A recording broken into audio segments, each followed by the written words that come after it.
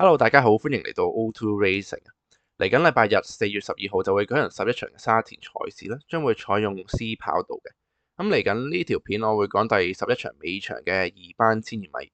咁喺節目開始之前，就想大家俾翻個 like 我，同埋訂閱我個 channel 啊！咁事不宜遲，我哋而家開始講馬啦。而家差唔多踏入季尾嘅階段啦，其實大家有冇發覺呢？要跑得好嗰啲馬，通常都係啲新馬或者季內用得唔多嘅馬。咁始終咧，好多馬都跑得好多，體力有所下降，所以有翻咁上下體力嘅馬咧，個機會咧會比較好啲嘅。咁呢點咧，大家需要留意下嘅。咁我哋講翻呢場先，尾場第11場2班千二米，望一望有咩馬會走啊？9號扶搖西勁，咁呢隻馬應該會走嘅，佢升咗班孭咗個輕磅咧，應該冇馬可以夠佢快㗎。另外12號巴基之城排咗喺一檔咧，就算啦。佢隊應該都唔會夠隻扶搖世勁隊嘅，我諗隻扶搖世勁應該會貼欄，而隻巴基之城應該會首波蝕位嘅。咁另外啦，維港智能咧呢隻馬本身係快馬嚟嘅，咁不過唔知呢排佢前速搞乜鬼啊？咁另外啦，咁信心星咧應該都會守翻喺啲前少少嘅位嘅，咁呢幾場咧其實佢前速都唔錯嘅。咁自強不息咧配咗黃寶嚟，應該都冇乜跑法㗎啦，應該都係隊㗎啦。咁所以呢場步速咧應該係有嘅。咁隻9號嘅扶搖世勁，咁呢隻馬應該係穩陣嘅馬嚟嘅，咁持續進步啦。咁不過隻馬都係熱門嚟嘅，咁所以呢場咧我唔會推介呢隻馬。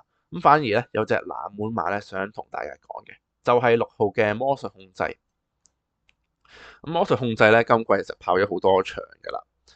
咁沙田千二米咧其實個成績都唔錯，今季跑咗3場啦，咁有一場 Group 2，咁嗰場唔計數啦。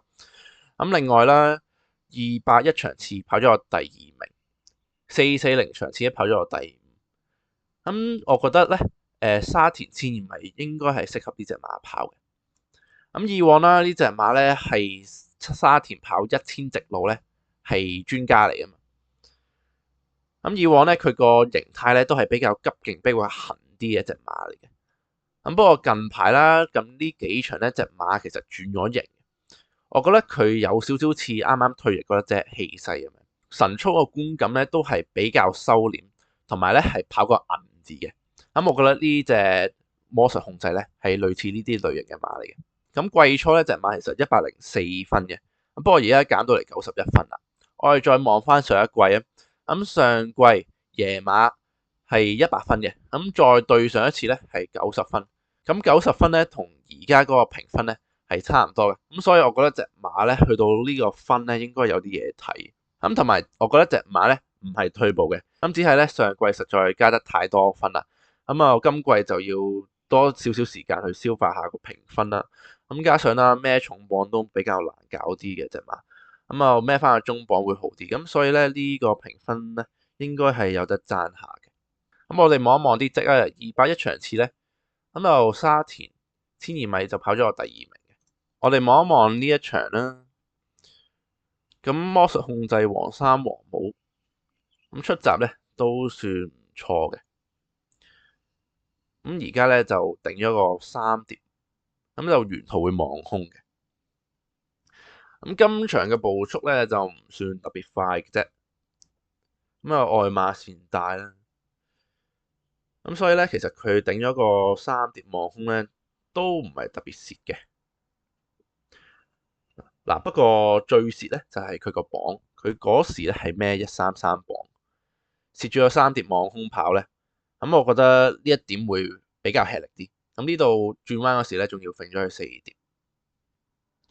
嗱，不過隻馬咧，我覺得係幾硬下嘅，個鬥心亦都非常之頑強。咁你見到呢度隻馬都好似冇㗎咯喎，不過咧呢度再鬥翻上嚟。咁咧沿途咧係可以黐住嗰隻信心星，咁不過始終咧個負磅差真係太遠啦，咁所以呢度就俾人掟甩咗啦。咁嗰時信心星118磅，咁嗰時佢仲要係冇蝕位，魔術控制咧就蝕咗個3碟望空，咁就133磅嘅，咁呢度負磅差都成10零磅啦，咁又好多。咁睇翻今場啦，咁雖然咧今次信心星係莫雷拉跑，不過咧今次咧佢有孭133磅，反而隻魔術控制咧就孭翻個126磅。咁呢度來回數咧都成20零磅啦。咁再睇翻上一次咧，沙田1200米。咁魔術控制啦，又係黃山黃帽4號嗰隻今次。咁出閘亦都非常之快啦。咁啊可以守翻喺啲前置少少嘅位置嘅。嗱，不過都係啦，信心升都係會快啲嘅。嗱，見到隻馬咧，唔知今日點解會特別急，見到佢出汗咧特別多嘅。咁同埋咧，佢個流放咧都做得冇咁好，咁可能係艾杜拿手韁繩唔係好夾啦，咁可能俾翻啲周俊樂嗰啲跑咧係會好啲嘅。嗱，見到艾杜拿呢度捉隻馬咧都捉得比較辛苦，不過守呢個位咧係靚嘅，不過入到直路咧係有少少阻塞嘅。咁你見到呢度艾杜拿咧都唔係嘗試賺個位出嚟嘅，咁呢度見到有少少位啦，咁就嘗試喺隻氣勢同埋愛馬線中間又攝上嚟，咁係撞咗幾下嘅，咁隻馬都攞翻啲平衡。咁呢度咧就似模似樣嘅，不過咧都係啦，唔係好夠爆炸力嘅隻馬。咁可能啦，沿途嗰時咧就跟前咗，亦都咧流放做得唔係幾好，咁所以末段咧就爭少少。咁不過咧要留意喎，呢一場佢係有少少阻塞，咁所以咧其實佢直路攞個步穩方面咧係有啲影響嘅，咁所以輸都係有原因嘅。咁呢場可以俾個藉口佢。咁再講上一場啦，上一場352場次咧就跑馬地1200米，咁嗰時就初戴眼罩嘅，咁賽前試咗眼罩咧，隻馬都急勁咗好多。